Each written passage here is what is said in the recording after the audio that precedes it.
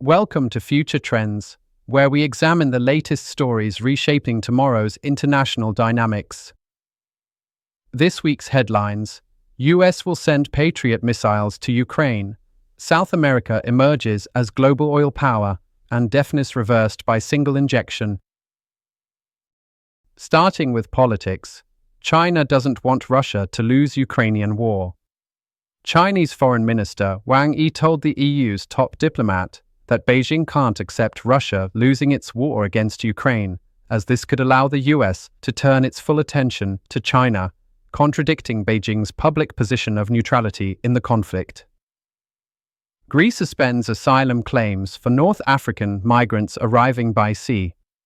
The temporary suspension follows a spike in arrivals from Libya. More than 2,000 migrants have landed on the island of Crete since the weekend, according to Coast Guard figures, bringing the total number of arrivals this year to over 10,000. Peru passes amnesty law for military abuses. The legislation grants amnesty to military and police personnel prosecuted for human rights violations during the country's 1980 to 2000 armed conflict that killed 70,000 people. Human rights lawyers are appealing to international bodies, including the Inter-American Court of Human Rights, which has twice previously declared similar Peruvian amnesty laws unconstitutional for violating justice standards. Algeria, Uruguay join ASEAN peace treaty.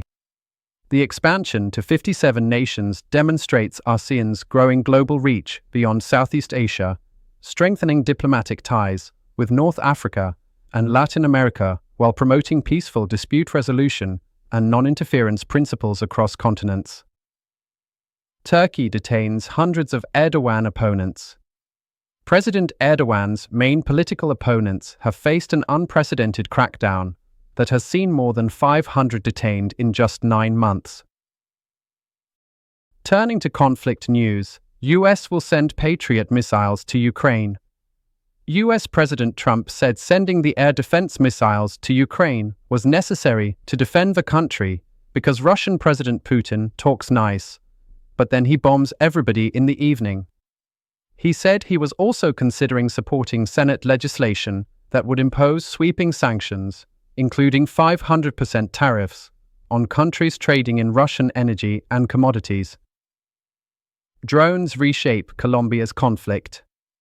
Drone attacks there have surged since 2024, with guerrilla groups using them to drop explosives on rivals and security forces. Civilians are increasingly caught in the violence, and experts warn Colombia's delayed anti-drone response leaves it vulnerable as armed groups expand their tactics. Nairobi locks down as Kenya police clash with protesters. Police fired tear gas and used a water cannon in the capital Nairobi to disperse protesters on the street. Police blocked major roads leading into Nairobi, and most businesses remained closed ahead of planned anti-government protests. Russian sabotage in Europe skyrockets. Across Europe, there have been a total of 70 reports of attacks on rail networks, undersea cables, critical infrastructure, civil aviation GPS systems, and assassination attempts. Hundreds of car exhaust pipes have been stuffed with expanding foam in Germany, and parcels have exploded across Europe ahead of being packed on cargo flights. Israel alleged to be supplying weapons to militias attacking Gaza aid. The UN has identified Abu Shabab's gang as one of those raiding aid convoys when they entered Gaza, saying they were doing so with the apparent protection or indifference of the Israeli military. Moving to economics, Ecuador joins China's Belt and Road Initiative after Colombia. The deal secured for Ecuador investment from China's infrastructure program in ports, railways and renewable energy to create Pacific Asia logistics corridors. South America emerges as global oil power.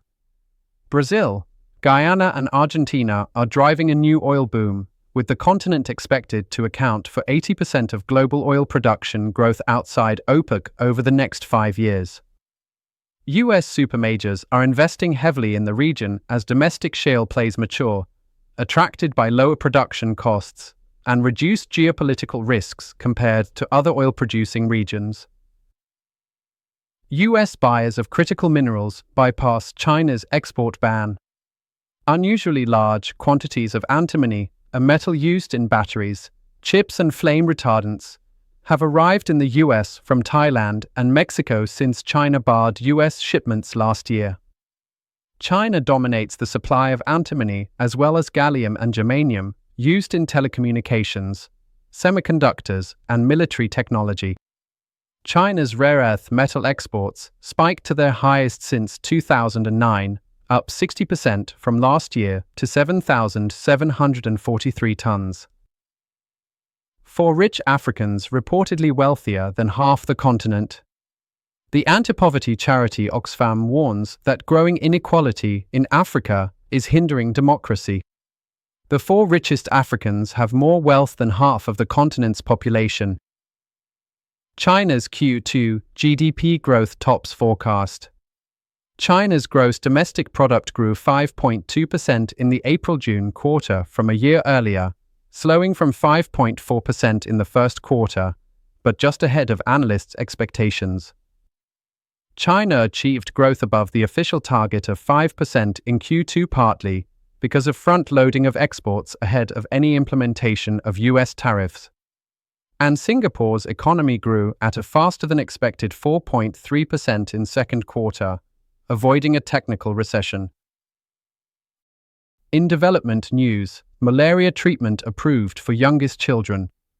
Quartum Baby has been approved and is expected to roll out in African countries within weeks. Until now, children under 4.5 kilograms had to rely on treatments for older kids, risking incorrect dosing. Poland's border checks, beginning of the end of Schengen. Poland's introduction of border checks with Germany and Lithuania may be one of the clearest signs yet that the EU's borderless Schengen travel area, seen as a symbol of integration and common identity, is under increasing strain. These measures are usually justified as necessary to curb irregular migration, combat human smuggling, or address national security concerns. Nvidia's stock market value hits $4 trillion on AI dominance. Nvidia briefly reached a market capitalization of $4 trillion, making it the first company in the world to reach the milestone and solidifying its position as one of Wall Street's most favored stocks. Plan to breed millions of flies and drop them from planes. New World screwworms are the parasitic larvae of a metallic blue blowfly species called Carcliamia hominivirax. Unlike all other blowflies native to the Western Hemisphere, the New World screwworm feeds on the flesh of living animals. By breeding sterile flies and dropping them into the affected areas in the US, they will mate, but with no offspring, causing the screwworm flies to die out. Colombia arrests alleged leader of Italian mafia in Latin America. Giuseppe Palermo has been wanted under an Interpol red notice, which has called for his arrest in 196 countries. The 'Ndrangheta, one of Italy's most powerful criminal organizations, has increasingly wielded its influence overseas and is widely accused of importing cocaine into Europe. Finally, our social news. Biggest ever merger of 2 massive black holes. Ripples were detected in space-time from the violent collision of 2 massive black holes that spiraled into one another far beyond the distant edge of the Milky Way. The black holes, each more than 100 times the mass of the Sun, began circling each other long ago and finally slammed together to form an even more massive black hole about 10 billion light-years from Earth.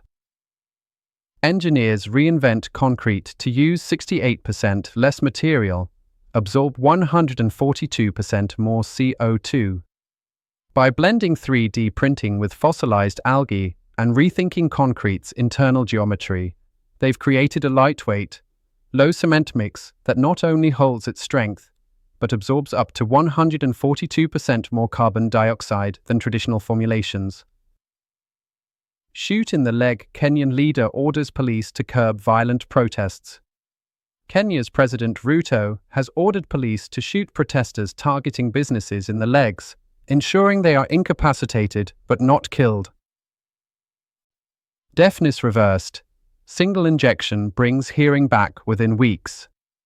A cutting-edge gene therapy has significantly restored hearing in children and adults with congenital deafness, showing dramatic results just 1 month after a single injection.